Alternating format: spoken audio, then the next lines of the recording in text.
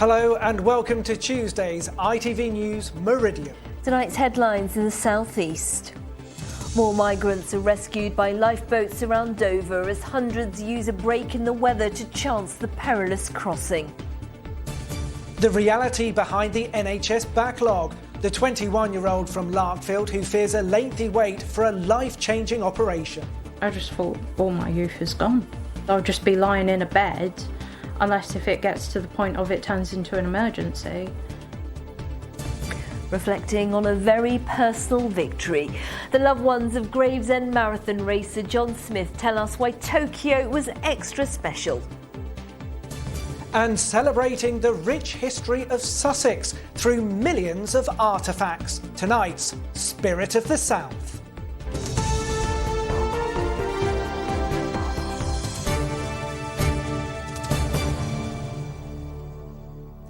Good evening. Women and children were among those rescued by lifeboats in Dover today, as many more migrants made the perilous journey across the English Channel to reach the Kent coast. It comes after more than 700 people made the crossing yesterday. It's the highest daily total for many weeks. Calm weather conditions are continuing to encourage families seeking a better life in the UK to take the risk. Our reporter Kit Bradshaw is live for us in Dover. And Kit, is it the good weather leading to more crossings on the sea behind you?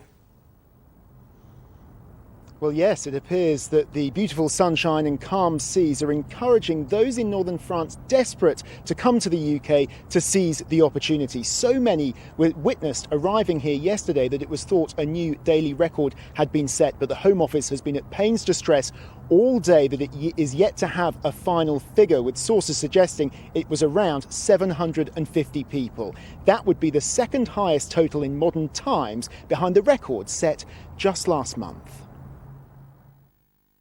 Daybreak reveals a familiar sight in the English Channel, a dinghy packed with far more human beings than it's designed to safely hold, all so desperate to reach British soil that they'll travel across one of the world's busiest shipping lanes. After a couple of weeks with relatively few small boats being intercepted, the hot weather and calm seas are seeing high numbers once again. The Conservative MP for Dover says it's outrageous and thinks the authorities should consider turning boats back. Well, at the moment, the Borders Bill is going through Parliament. This will give greater powers to really bring an end to these illegal and dangerous crossings. It's absolutely clear that the French are losing control of their side of the border. We've seen numbers that are appalling and unacceptable. We need to make sure that legislation, if it's needed, it's brought forward as an emergency action, and that we see those returns made and turnbacks in the English Channel, as well as the French taking more action to stop the boats leaving in the first place. Some craft are intercepted by the UK Border Force. Others are rescued by RNLI lifeboats. The charity says it'll always go to the aid of anyone in trouble in the water. This boat, with at least 30 people on board, docked in Dover this morning, with women and children among the passengers. Around 6 miles along the coast, a viewer witnessed a rescue operation close to the beach, where the boat helped to land in Kingsdown. The Home Secretary, Priti Patel, has long promised to make the route unviable and is expected to discuss the issue with her French counterpart this week. Home Secretary needs to grip this situation, put the ineffective tough rhetoric to one side, have that effective agreement with the French authorities, look at the issue of safe routes, reopen the Department for International Development, take effective action. As many communities in our region welcome Afghan refugees through the official resettlement programme, some support organisations believe the government's whole approach to migrant crossings needs to change. We seem to be artificially dividing people into kind of good refugees who've joined some imaginary queue somewhere, and bad refugees who have come via a different route. And I think that is just a ridiculous way to divide people. You're just as needy if you arrive in a dinghy and you've come from Afghanistan, you're fleeing the Taliban, as if you've come as part of the ARAP scheme and on a plane.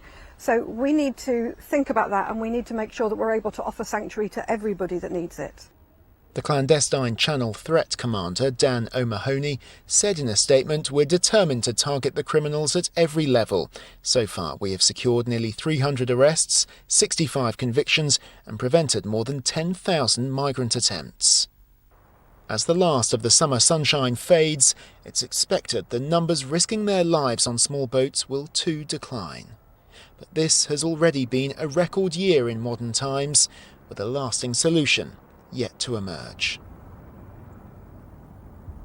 As you saw in my report, it wasn't just here in Dover where migrants came ashore today, also along the coast at Dungeness. The lifeboat once again involved in that operation. I spoke to the Home Office in the last half an hour and asked them if they had official figures yet for yesterday or today, but they were still unable to confirm how many people arrived in the UK via small boats. Kit Bradshaw, thank you. Well, let's cross to our political correspondent Phil Hornby now for the latest on this from Westminster. And Phil, there's growing pressure on the Home Secretary Priti Patel to do more to stop these dangerous crossings. Yes, there is, Sangeeta. You could hear the frustration in the voice of the MP for Dover in Kit's report there. Now, the Borders Bill is what the government are hoping is going to solve this problem, but that'll take quite some time to get through Parliament. That has tougher measures against the people traffickers and tougher measures against the migrants themselves. There's frustration that the French aren't doing enough to cooperate, but amongst many MPs I've spoken to, there's a sense of kind of hopelessness that at least in the short term, there isn't much that can be done. On a different subject, Phil, pressure too on the government over the ongoing delays for NHS treatment because of the pandemic. Yeah, that's right. There's been an enormous package of measures announced today by the government, funded by a rise in national insurance of 1.25 percentage points. This is to sort out the social care crisis, so older people don't have to sell their family home to pay for their social care. But more immediately, it's to deal with the enormous backlog of treatment in the NHS. And Abigail Bracken has been speaking to one person who's waiting in Larkfield in Kent. Helen Cornford is living in constant pain, only able to move from the bed set up in her parents' front room in Larkfield near Maidstone with the help of crutches and morphine. I just pass out from pain or morphine constantly.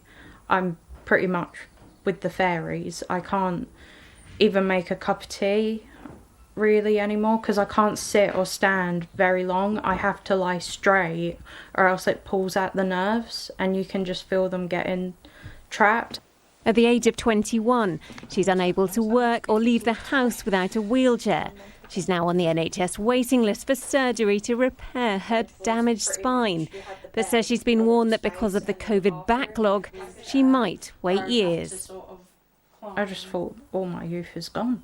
That's it. I'll just be lying in a bed unless if it gets to the point of it turns into an emergency and then they might operate.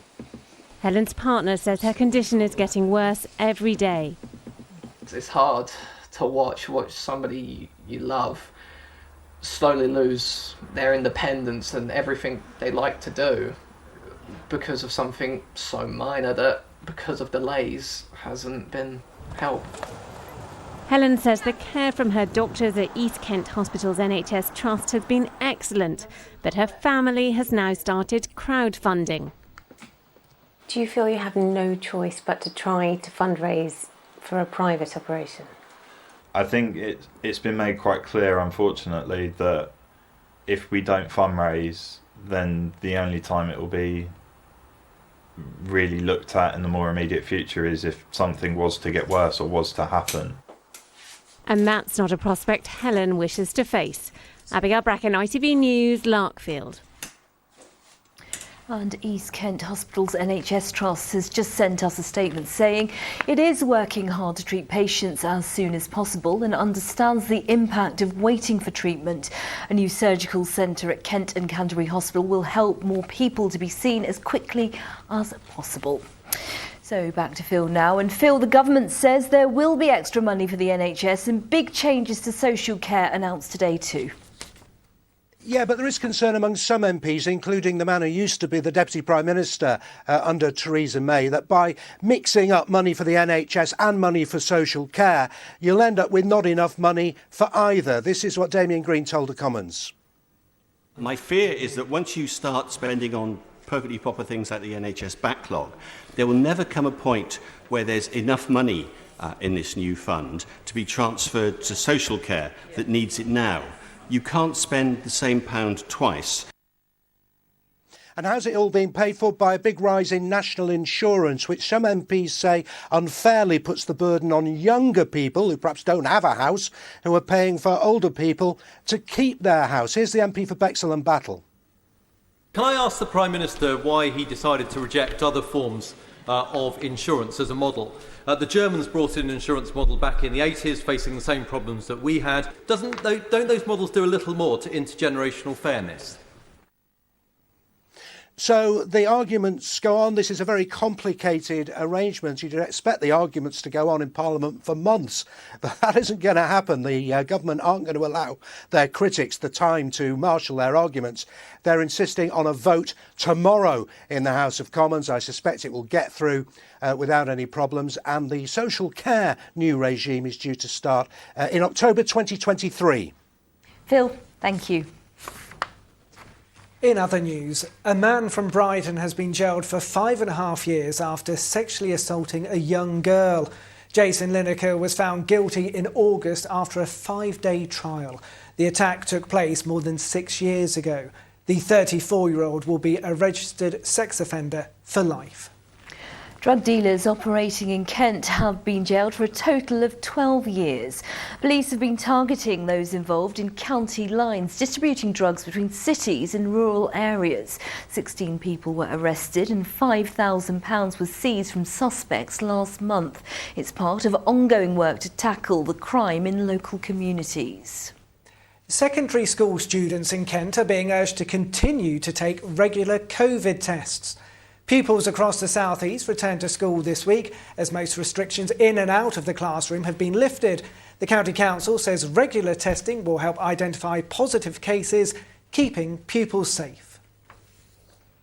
You're watching ITV News Meridian here in the South East. Thank you so much for choosing us. Coming up, Sarah will be here with the latest sports news and Holly will have your weather. And you can find more on today's top stories in the region throughout the day on our website. Go to itv.com/Meridian. You can call us on 0808 1010 095. And remember, you can also follow us on Facebook and Twitter.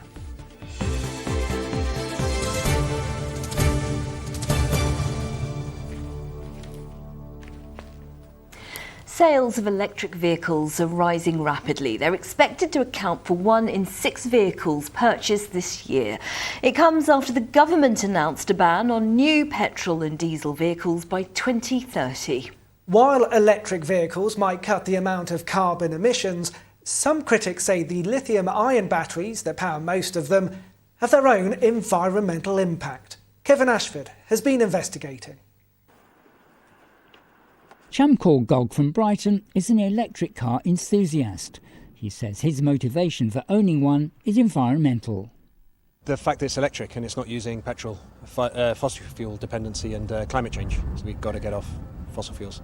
The more people make the investment, the cheaper the technology will get, the more other people can get it. So if you can afford to do it, do it. Otherwise we're just, we're burning more fossil fuels that we don't have the time to burn. The electric vehicle market is booming. The latest figures from the industry bodies show that while last month there was a fall of 22% in new car registrations overall, electric car sales surged. For example, plug-in hybrid sales rose by more than 70%. And there are now more than 130 plug-in models on the market, with the number increasing steadily. While a cut in emissions from petrol and diesel engines might be good for the environment, there are concerns about the lithium-ion batteries used in electric vehicles. There's currently no recycling facility in the UK for them. They have to get sent abroad to be processed. There is work being done to try to tackle the situation. Dana Thompson is a researcher with the Faraday Institution, looking at ways to make it economically viable to reclaim the materials in the batteries. She says most problems are caused by the way a lithium-ion battery is manufactured. It's glued together at every step of assembly, which makes it really difficult to take it apart. Once you've gone over that task and took everything apart, the materials inside the battery are also glued together. So that makes it even more difficult to separate everything out into their pure waste streams. The cost of recycling as well, you don't recover that money back and you have to pay to get your battery recycled. So there's a lot of problems that contribute to this, but it is mostly the design and the materials that are used in the batteries at the moment. Critics say alternatives to lithium-ion batteries for electric cars are being developed, but investors are backing the lithium option because it's an easier, short-term solution. Lithium is a 50-year-old technology. It is a good technology. It's been very efficient for powering torches and radios, but it's not necessarily scalable up to what we want in terms of future transportation.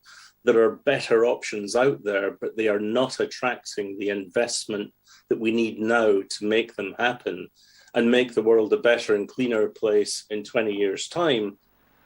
Getting more electric vehicles on our roads is a key part of plans to tackle climate change and improve air quality.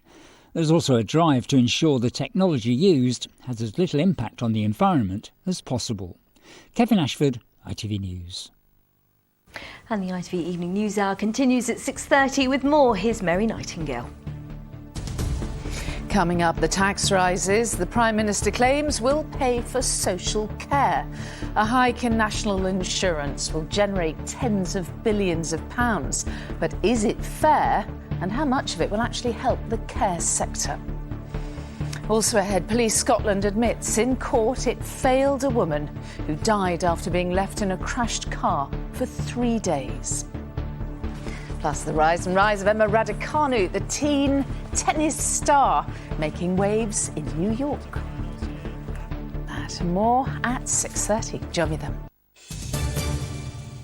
The Sussex Archaeological Society is celebrating its 175th anniversary. It cares for an extensive collection of more than 1 million artefacts, as well as 8 Sussex past heritage sites. And now you can see what 175 years of collecting looks like as a new exhibition shines a light on thousands of years of Sussex stories. Charlotte Wilkins has been to find out more in our series, Spirit of the South.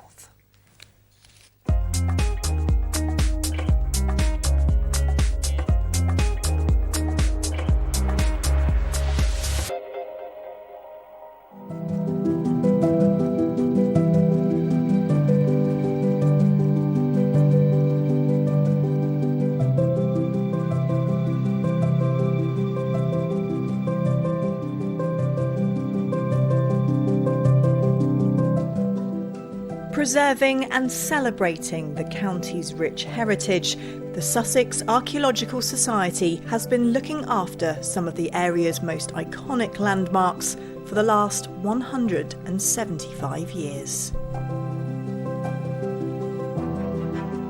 Among them is the 1,000-year-old Norman castle in Lewes, Mitchelham Priory near Helsham, originally founded by Augustinian canyons in 1229, and the Longman of Wilmington, the mysterious guardian of the South Downs, which has baffled archaeologists and historians for hundreds of years. 175 years ago was a really exciting time for the study of history and archaeology because there was recognition amongst individuals that we had to take responsibility for looking after our ancient places, looking after our artefacts, and taking seriously the study of the past. The Sussex Archaeological Society were one of the first. They were absolute pioneers. But we carry on that legacy right into the present, looking after amazing properties like the Priory here, but also trying to encourage and foster a new generation of archaeologists and historians and custodians of heritage to take forward that 175-year-old mission. And among the next generation of archaeologists is India Thakra from Lewes. She's had a passion for archaeology since she was 8 years old. History gives us an answer. It helps us understand our roots. It helps us understand how we evolved as people, as a culture, as a society. This is a piece of struck flint. This comes from like caveman, basically, so Neolithic period kind of thing, possibly beforehand. They would have taken a large piece of flint like this, and they would have taken another stone and they would have struck it with that stone, and it would have caused a flake of flint to come off this larger piece. They would then take those flakes and they would use them as tools, so for things like cutting, slicing, that kind of thing. And it's discoveries like India's which paint a rich and varied picture of how life in the county has evolved over the years. And now a selection held by the Society are on display for all to see. Talk us through some of your standout pieces, if you like. The Lewis rat and spoon comes with quite an apocryphal, almost Victorian dramatic tale about a servant girl who is accused of stealing a silver spoon, and she was cast out into the streets, and then many years later a rat's nest was found with a mummified rat and the silver spoon. Much has changed since 1846. The number of sites the Society cares for and the number of artefacts it looks after has grown. But celebrating the rich heritage of Sussex remains at its very heart.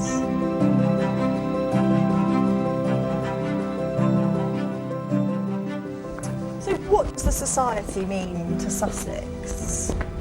I think the Society means lots of different things to lots of different people, because over its 175-year history it has covered such a wide spectrum of our lives here in this county, from sort of core archaeological digging to that notion of collecting and collecting anything old. So the exhibition, I think in particular, reflects that real diversity and range of activity that the Society has been involved in.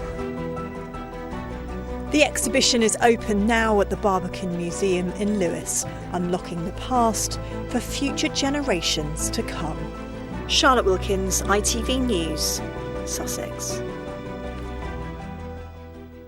How interesting. Celebrating the spirit of the South. Yeah, some spectacular sights there, weren't they, on a spectacular day, and it certainly has been so hot, hasn't it? Hot in September, and today is the International Day of Clear Air for Blue Skies. Over to Holly, who's overlooking Butser Hill on the South Downs. Well, certainly no shortage of blue sky here, and I have to say the South Downs National Park, a lovely place to be enjoying this fabulous weather.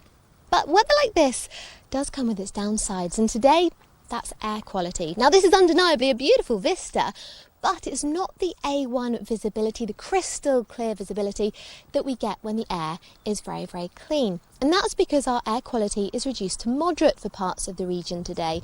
And that means that at-risk individuals should consider reducing outdoor activity. So why? What's going on? Well, it's all intrinsically linked with our weather. The reason we've got the blue skies and the sunshine is down to high pressure. That means everything is going down, but it does have the effect of trapping small, tiny little particles in the lower layers of the atmosphere. The reason it's so warm, well, we've got a flow of air from the continent, and that means the air is a little bit less clean than it would be if it came from, say, the Atlantic, which is where our weather systems normally come from.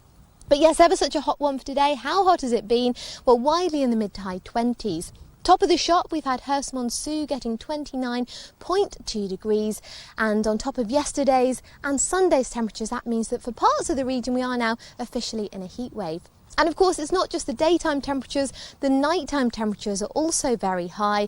I know some spots last night struggled to drop below around 18 degrees, and it is going to be similar for tonight, so it is a bit of a tricky one for sleeping for some of us. So that's a little snippet of your forecast. Let's take a look at the full picture.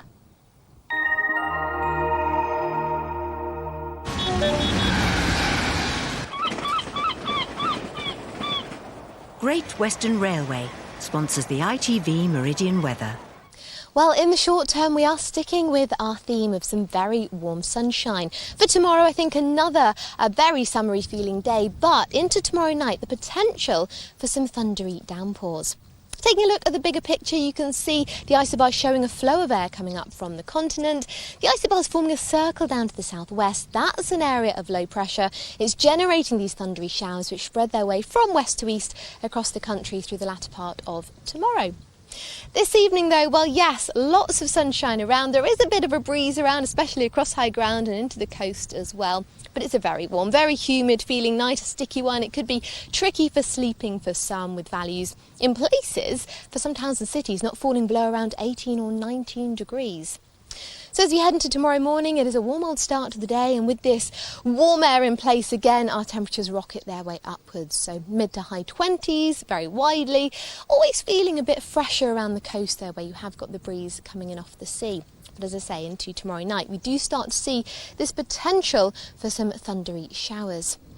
Taking a look then at our times of high water for Brighton, we've got midnight 38 and again at 1:03 as we head into the afternoon.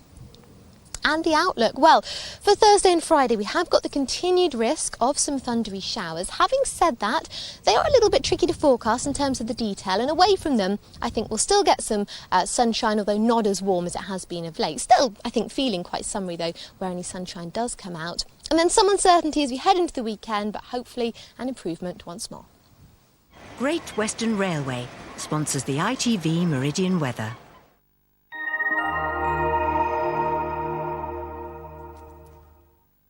Sangeeta has our late news. Next, though, the evening news with Mary Nightingale.